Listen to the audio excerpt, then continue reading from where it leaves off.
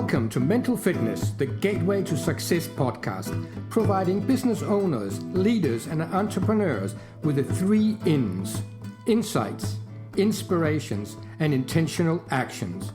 Delivered through monologues and dialogues, we address topics like leadership, productivity, time management, work-life balance, and challenges like stress, conflict, mental health, and much more. Please do not hold back from suggesting specific topics and guests you would like on this podcast. Greetings and welcome to this episode of Mental Fitness, the Gateway to Success.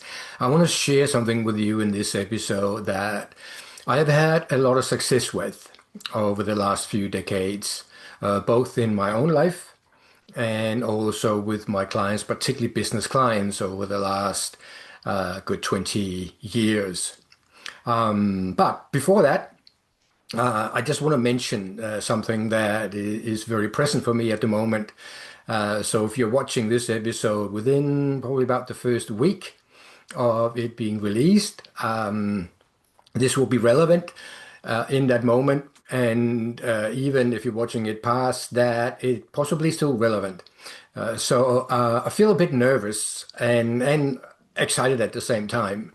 I'm going to try something new that I have never done before in this particular way, and that is running a live LinkedIn event. And that is, yes, going to be about mental fitness, particularly geared towards business owners, business leaders, entrepreneurs. So I'm excited about that because I'm passionate about mental fitness, as you know. But it will be live and a whole new experience with new technology. And as we know, a lot of different things can go wrong in that moment. So I'm crossing our fingers, and please cross your fingers for me or with me and wish me all the best with that. So you can find it on LinkedIn.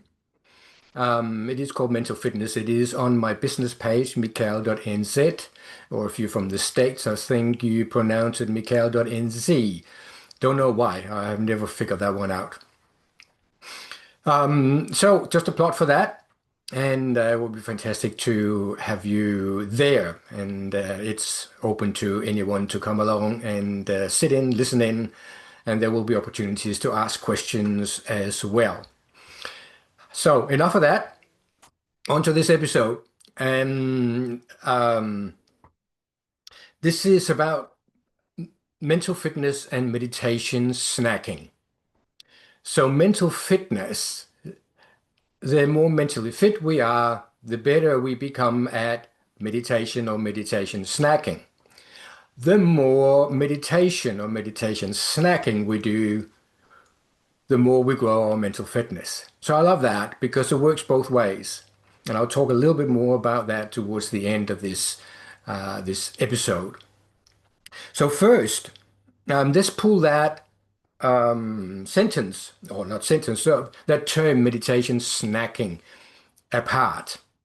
I actually came up with that term. I had never, I'm sure other people came up with it before me, but this is probably about 25 or so years ago, definitely more than 20 years ago.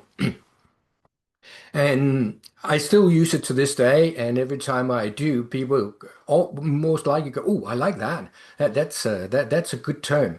That's a different way of approaching meditation," and I will talk a bit into that today.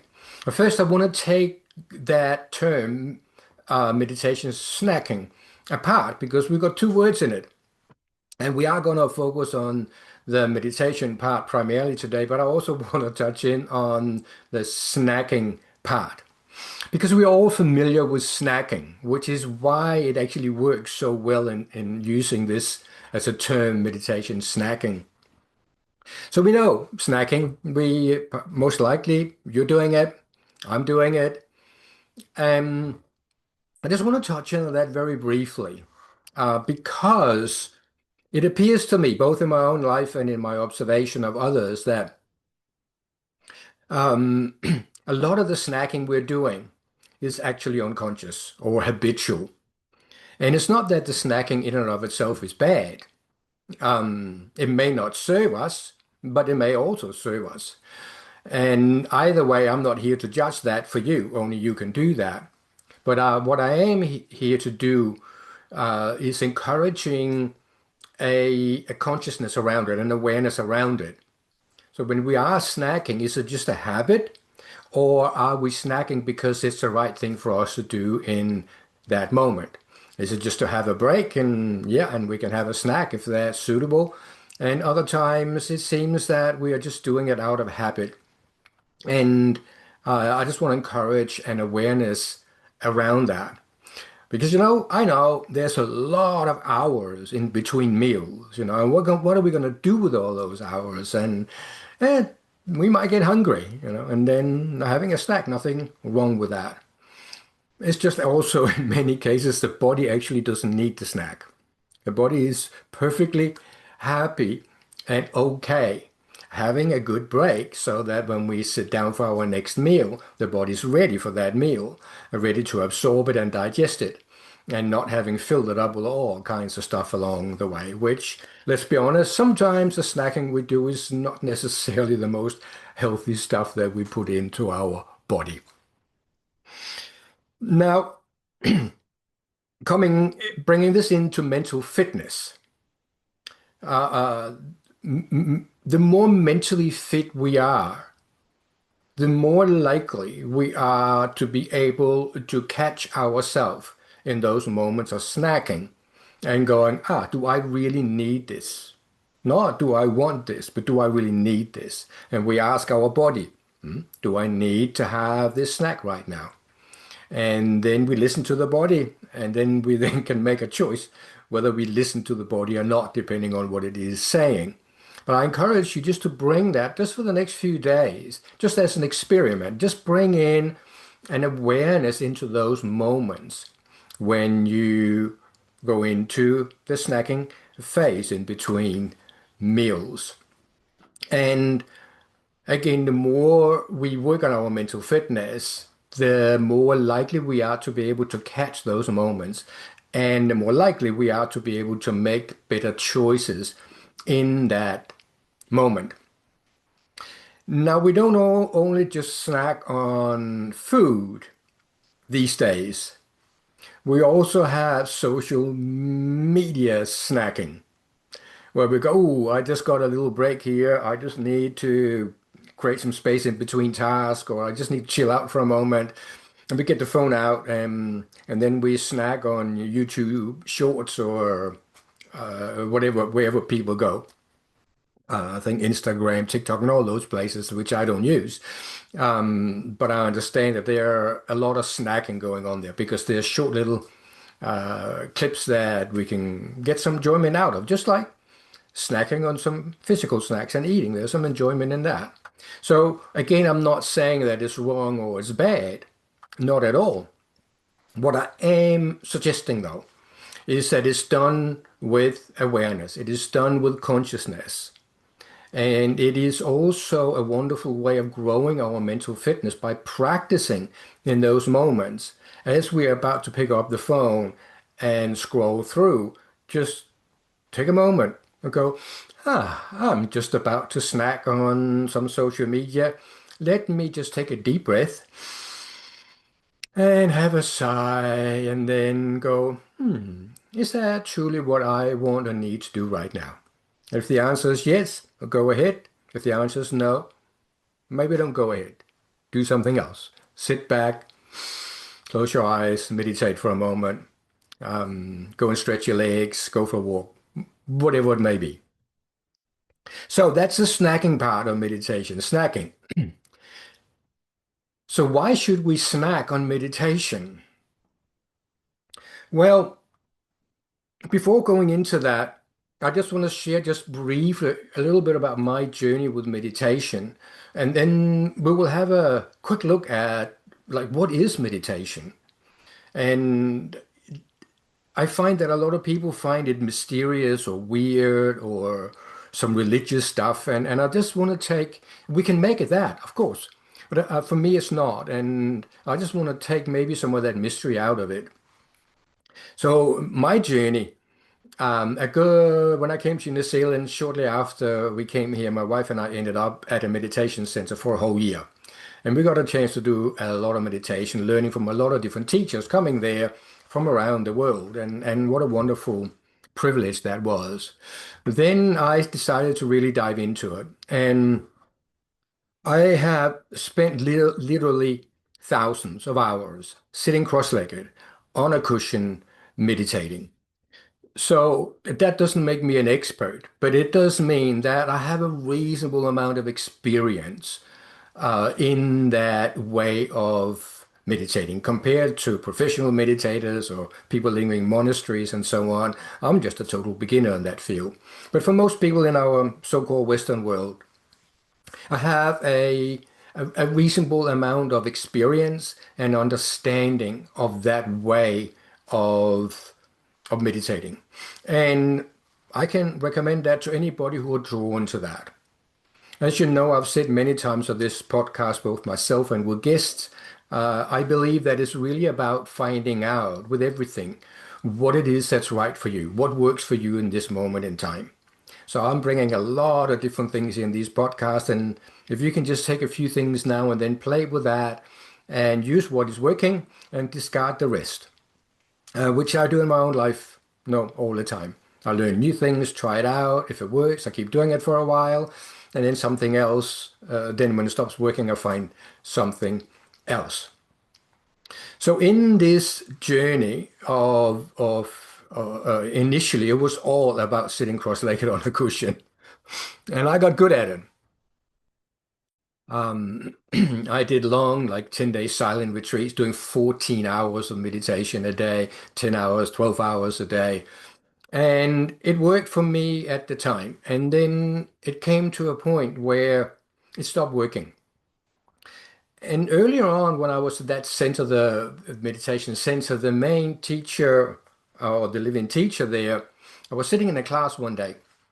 And it was a privilege of being there and working. We could sit down. My wife and I could sit on as many classes as we wanted.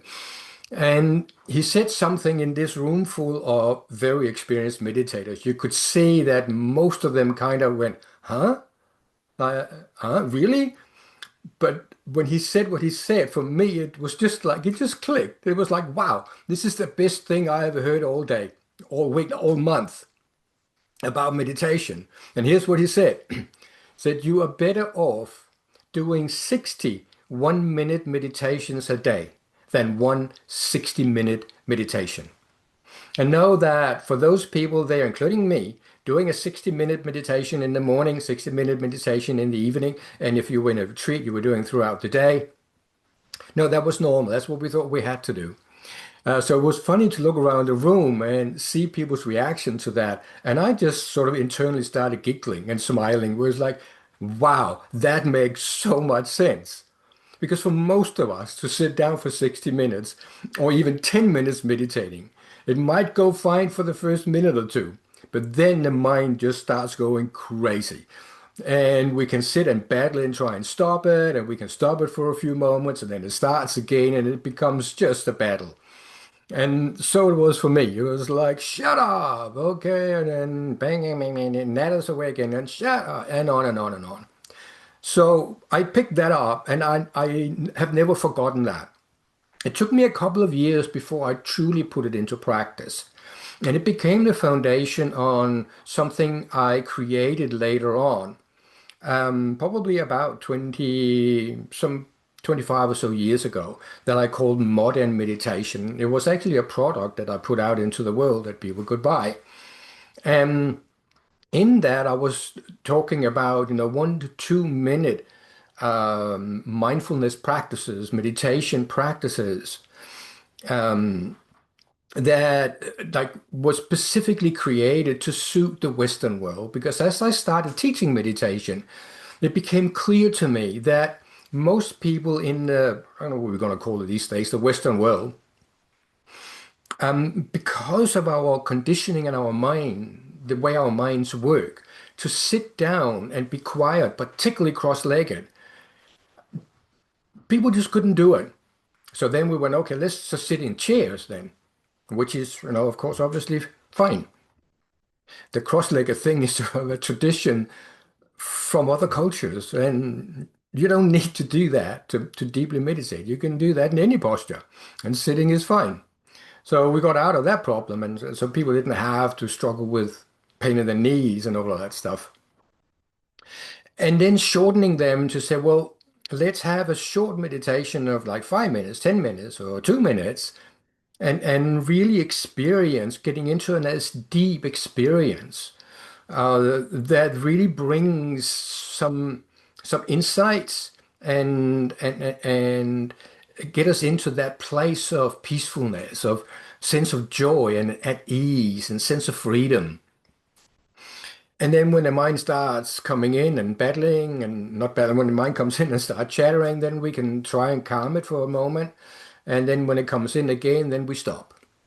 Because now we are just fighting a fight that essentially, in most cases, we're going to lose. We're going to lose that battle. So stop battling and then do something else and then come back and do another couple of minutes. So when I started teaching and coaching business leaders, and yes, that's a good 20 years ago. I thought, okay, we really have got to get these business people to meditate. Again, I would suggest, I reduced it from an hour to half an hour. I say, when you do half an hour in the morning and half an hour in the evening, maybe, well, maybe just half an hour in the morning will be fine. And people were looking at me like I was completely nuts. It's like that there's no way I have that amount of time. So I started asking, so how much time have you got? And they would get down to just a couple of minutes, 5 at the most. And I was like, but you can't meditate in that short period of time because in my mind, it was still like meditations had to be these long ones sitting cross-legged. So I still felt that the meditation part was really, really valuable, and I really wanted to get that across to people.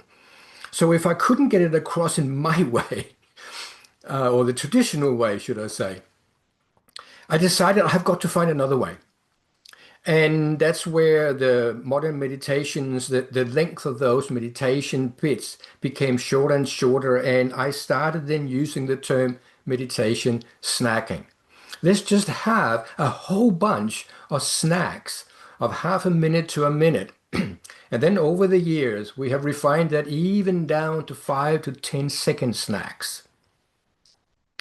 And then, most of you know that I'm involved with positive intelligence and the PQ stuff, and that's where the whole mental fitness terminology came from.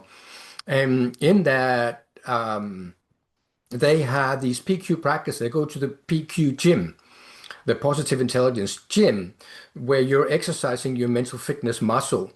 And you're doing that in these 10-second slots. So it's all measured in 10-second slots. They don't call it snacks. Um, and they don't use the term meditation either publicly. But I've spent a year training with them and listened to Shirzad himself. And behind closed doors, they are happy to call it meditation because they know that that's what it actually is. But in public, they just don't use that language, which is cool. I have no problems with that. So they invented their own language around that. I'm sticking to meditation snacking because whenever I say it, people go, "Oh, that's it. Oh, I like that." They smile and they nod. And if that's the response I'm getting, I'm more likely to help them get into a practice of snacking on meditation. Now, before going a little bit further with that, as I said, there are two words there. There's a word meditation, there's a word snacking. We have pulled apart snacking. Let's pull apart meditation itself, just for a brief moment. Asking the question, what is meditation? Or let's be maybe a little bit more specific. What is the essence of meditation for you? Just ponder that for a moment and feel free to put any thoughts on that into the comments. I would love to hear that.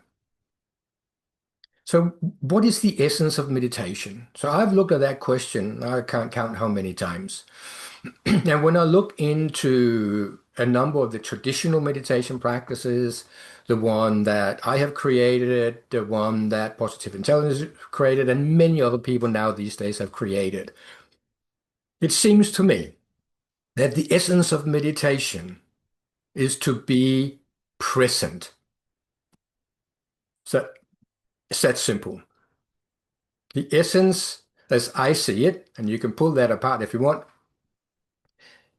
the essence of meditation is to be present. Present with whatever. So we don't need to sit down and close our eyes to meditate. Let's make that clear. One of my favorite places of meditating is driving. It's very, very, very safe. If you do it properly, of course.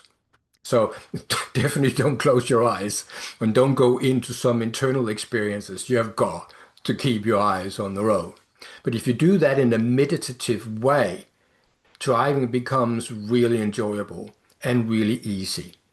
So I can drive on my own. I need to be a 6 to 8 hour driving journey for the day. I, of course, take breaks, but I can do that amount of hours without hardly getting tired at all and being absolutely focused and safe on the driving the entire way. That's the power of bringing meditation into those situations. So we can meditate absolutely in every situation, any awake situation. However, we're talking about here with meditation, snacking, is taking time out consciously. So the essence of meditation, if we agree that it's about being present, then it doesn't matter what we are present with. So if you're completely present with cooking a meal, making love, being in a business meeting, then you are effectively in a meditative state. So there's no mind chatter, there is no judgment. There is just an observation of what is happening and a responding in the moment to what is happening. You're driving, suddenly something happened, you respond to that. You slow down, you speed up, you turn, you do whatever you need to do. Indicators on, indicators off, and so on. You don't need to judge. You don't need to go into internal stories. You can just respond in the moment. And the more present we are, the more we are tapping into the natural intelligence that lives within us. And that includes our intuition. So going into meditative states brings us more closely in touch with our intuition, which means that then the decisions and actions we take are more aligned with who we truly are. And that will have to be a good thing. So if the essence of meditation is to be present, we can do that everywhere, and we can also do it by sitting down, closing our eyes, and just focusing on, say, our breathing. So just take 2 deep breaths with me right now. Keep your eyes open if you need to, close them if you don't need to look. And that's a meditation snack. One more. Nice deep breath and letting go. And if you can be completely 100% present with that, in my language, you are now in a meditative state. We could say you are meditating if you want to use that terminology. So that's really all meditation is for me. There's nothing mysterious about it. We can then go into the older traditional meditation, and there is a lot of amazing stuff to be found there, and a lot of, I'll say, crazy stuff to be found too. Again, depending on what culture you grew up in. And the next question I like to ask is, so what's the purpose of meditating? Hmm. So if the essence is to be present, then we can all do that. We can all meditate. And you can again call it whatever you like to call it. And we can come up with a lot of different words. And I'm just going to bring one word today. One purpose of meditation is to experience the sense of freedom. So that is freedom from suffering. When we are fully present in the moment, there is no judgment, and therefore there is no suffering. And it doesn't matter whether we feel happy or sad, or are frustrated or excited. If we are in a meditative place where we are absolutely present with what we are experiencing, including a frustration and a sadness, there is no suffering in that. There is just the sadness. And there is no problem with that because we're not judging. We're not saying, I shouldn't be sad. It is when we resist the sadness that it becomes a problem. It becomes suffering. So when I learned back in time to just be able to sit in these uncomfortable states in a meditative way, it changed everything. And when you practice that and you do that on a regular basis, when those emotions come into your being, going into that meditation snacks and meditation practice, after a little while, in almost every case, it loses its power. Yeah? It just fizzles away. It's possibly the quickest way of really getting rid of those feelings is by not resisting them. And that we can call meditation. We can call it mindfulness. We can call it awareness. I don't really mind what language you use. My favorite language, for those of you who know me well, is awareness. Awareness, awareness, awareness, which is just, in a way, another word for being in a meditative state. So let's try another little one, just for now. Just notice your hands. Just pick one or two fingers on any one of your hands and just notice what they're touching, whether they're touching each other, whether they're touching other part of your body, your clothes, whether they're touching a pen. It doesn't matter.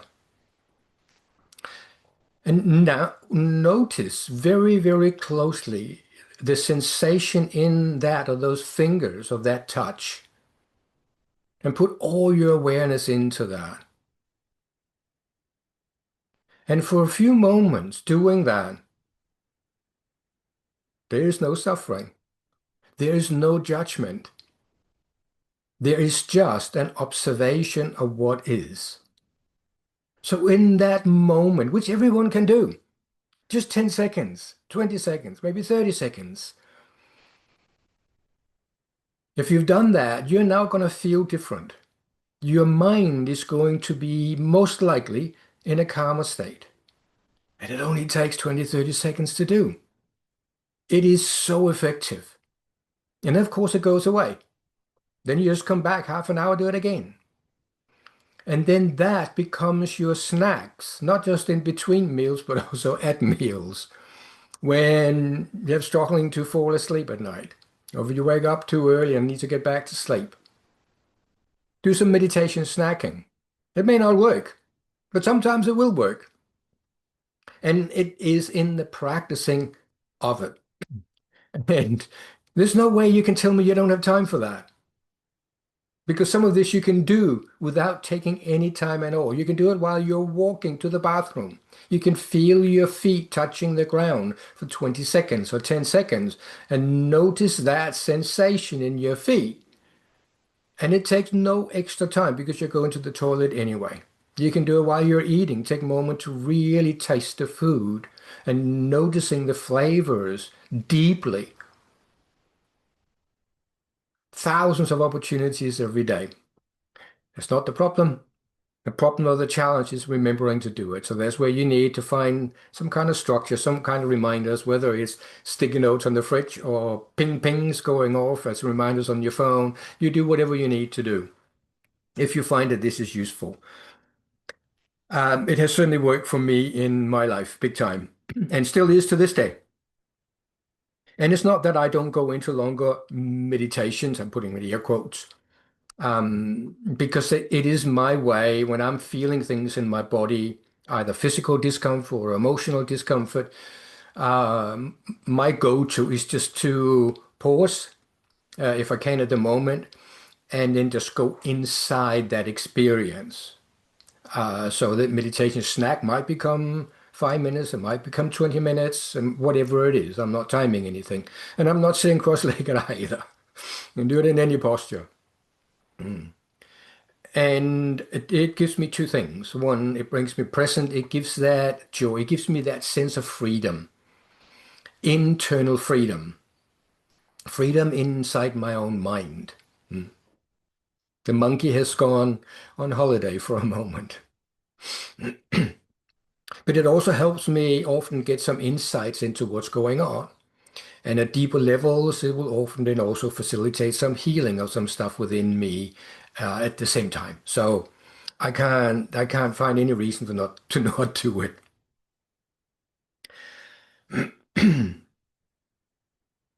I will often ask then also people when I introduce these things, whether it's in one-on-one or in groups, is so what do you think is meditation a good thing? Is it good for you? And something like 99% of the time, the answer is yes. Yeah, so it's like people know. My next question is, oh no, so how are you meditating? And the answer is the other way around. It's like 90% of the time, it's no. Well, why not? It's not for me. I know it's too difficult. I know I just don't have the time for it. Oh, I tried it, but it just doesn't work. Um, Now, hopefully now you got some ideas of doing 10, 20-second snacks, and that will work if you do it, guaranteed. And I know that you can do it. You just need to get past the resistance in your mind to doing it. So that's why you have reminders in whatever way works for you. So you get to practice it. And then take that mystery out that meditation is something that you need incense and cushions and lots of time because you don't. And there's absolutely nothing wrong with cushions and incense and spending hours in meditation. Absolutely not. As long as it works for you, as it did for me initially. It just doesn't any longer. So I do a lot of snacking. Mm.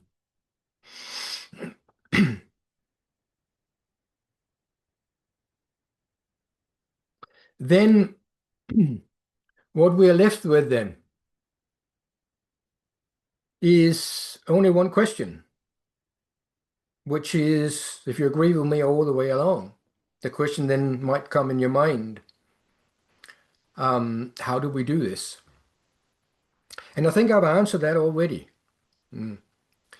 There are, with the positive intelligence and their PQ gym, they got many, many examples in there of things you can do. I've given you two. I've given you that one with just feeling your fingers, sensing your fingers, your feet walking, breathing. Breathing is my favorite one because we can do it in pretty much, we're breathing anyway. So we can use the breath in any moment because it's already there.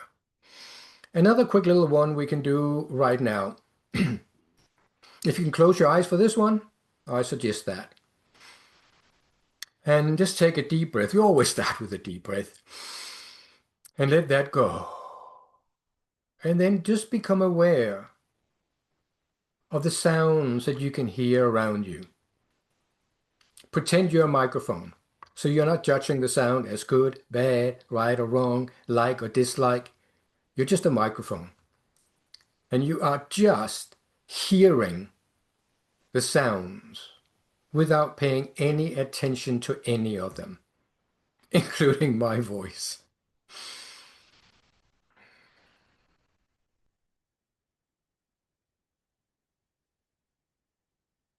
And then take another deep breath in and let go. And again, if you did this, you will almost guaranteed feel different right now.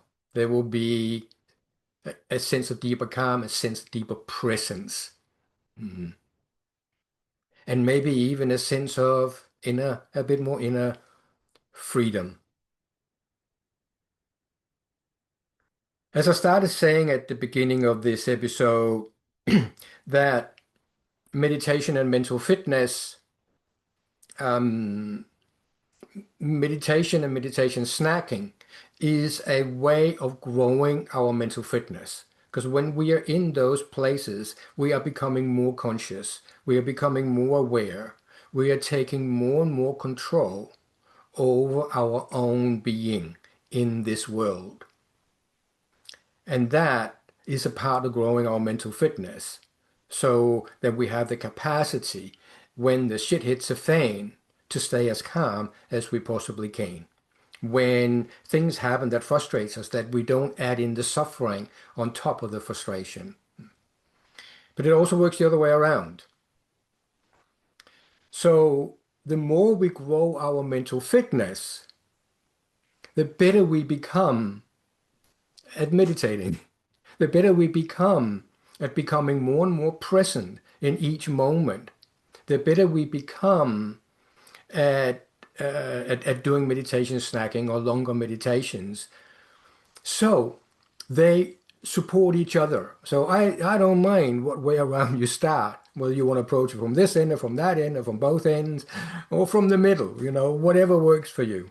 But just know that those two, meditation snacking and mental fitness, go intimately together. And of course, I would love to hear some comments in the comments below and any questions you have to this.